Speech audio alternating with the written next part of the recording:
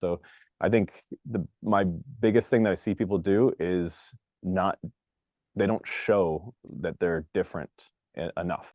So before we get into the breakdown of the brand and maybe what you feel about it, what are some mistakes that you see people make when it comes to, I mean, you mentioned a lot of them, but are there any like specific ones that you would say like definitely do not do this? I mean, yeah. I think the biggest one is I see this people just try to want to look like the other one.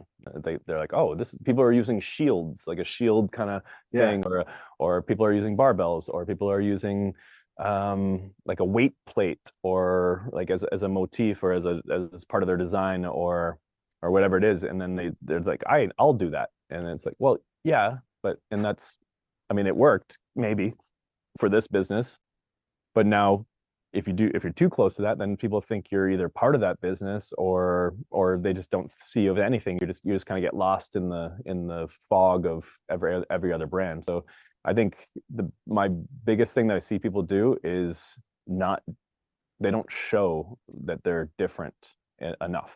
And I'd say that if you can show you're different, I wouldn't say no matter what be different, but I'd say like if you can, through color, through design, through language, whatever way you can show that you're different, is that's going to be a benefit later.